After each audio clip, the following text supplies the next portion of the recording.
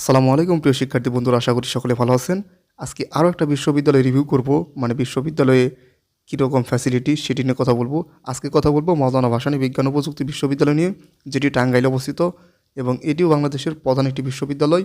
এই বিশ্ববিদ্যালয়ের টিউশনি ব্যবস্থা কেমন, র্যাগিং সেশন জট আছে কিনা, র্যাগিং আছে কিনা, সকল বিষয় নিয়ে কথা বলবো। তো চলুন আজকে ভিডিওটি শুরু করি। তবে শুরু করার আগে আরেকটা অনুরোধ, আমাদের চ্যানেলে যারা নতুন তারা অবশ্যই আমাদের চ্যানেলটিকে সাবস্ক্রাইব করে পাশের বেল আইকনটি বাজিয়ে দেবেন আশা করছি। তো চলুন শুরু করি আজকে ভিডিও। মাওলানা ভাসানী বিজ্ঞান ও প্রযুক্তি বিশ্ববিদ্যালয় এটি টাঙ্গাইলে অবস্থিত এবং 1999 সালে এটি প্রতিষ্ঠিত হয়েছে। এই বিশ্ববিদ্যালয়ে হল আছে 7টি, ছেলেদের জন্য 4টি, মেয়েদের জন্য 3টি। যদিও 7টি আছে, হয়তো আপনারা অনেকেই মনে করতে পারেন অনেকগুলো হল আছে যেগুলো গুচ্ছ বিশ্ববিদ্যালয় আর কি আছে তার মধ্যে, তো হল হয়তো আপনারা প্রথম বর্ষে পেতে পারেন। না, আসলে পাবেন না। প্রথম বর্ষে সাধারণত হল পাওয়া যায় না। যদিও যদি কোনো বড় ভাই বা যদি আর্থিক অবস্থা থাকে, মানে খুবই খারাপ থাকে, তাহলে হল প্রবোস্টের সাথে যোগাযোগ করে থাকতে পারবেন, কিন্তু সাধারণভাবে আর কি প্রথম বর্ষে হল পাওয়া যায় না। কারণ 7টি হল থাকলেও হলগুলো না একটু ছোটো ছোটো আর কি বলা চলে, মানে খুব বেশি বড় তা না। এই জন্যই আর কি প্রথম বর্ষে হল পাওয়া যায় না। তবে নির্মাণাধীন আরও কিছু হল আছে। তারপর যদি বলি সেশন জোটের কথা, সেশন জোট তেমন নেই বা কোনো ডিপার্টমেন্টেই নেই। যে তোমার বাড়ি টাঙ্গাইলে আমি নিজেও জানি, তো এখানে এই বিশ্ববিদ্যালয় সম্পর্কে আমার ফুফাতো বোনও পড়ে এখানে। তো সেশন জোট নেই তেমন, মানে 4 বছরের মধ্যেই আপনি শেষ করতে পারবেন। কিছু কিছু ডিপার্টমেন্ট আছে 3 বছর, মানে সাড়ে তিন বছর, 3 বছর 7 মাস এরকমই আর কি আপনাকে শেষ করে দেবে আর কি আপনার কোর্স। তো তারপর যদি বলি র্যাগিং, র্যাগিং আছে ভাই এখানে।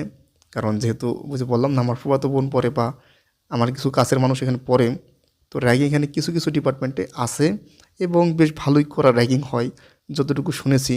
যদিও আগের চেয়ে এখন কমেছে, মানে সরকার পতনের পরে। আগে তো অনেক বেশি ছিল র্যাগিং, তবে র্যাগিং আছে, তবে কিছু কিছু ডিপার্টমেন্টে। এরপর যদি বলি টিউশনির কথা, টাঙ্গাইলে টিউশনির অবস্থা খুবই ভালো। যেহেতু আমার বাড়ি টাঙ্গাইলে সেজন্য আমি জানি টিউশনি বেশ ভালোই, টিউশনি ভালোভাবে করে যেতে পারবেন, মানে মোটামুটি চলার মতো আর কি ভালোই। আমাদের রাজশাহী, এখন বর্তমানে তো আমি রাজশাহীতে থাকি, তো রাজশাহীর চেয়ে আর কি ভালো। তো তারপর যদি বলি, যেহেতু হল পাবেন না, আপনার ম্যাচ ভাড়া কীরকম হতে পারে। ম্যাচ ভাড়া সাধারণত আপনার 1000 থেকে 1200 টাকার মধ্যেই হয়ে থাকে, এর মধ্যেই পেয়ে যাবেন। তবে এর চেয়ে বেশিও লাগতে পারে, সর্বনিম্ন আর কি ধারণা দিলাম। আর মাসিক খরচ আপনার 3500 থেকে 4000 টাকার মধ্যে হবে, মানে খানা এবং থাকা মিলে।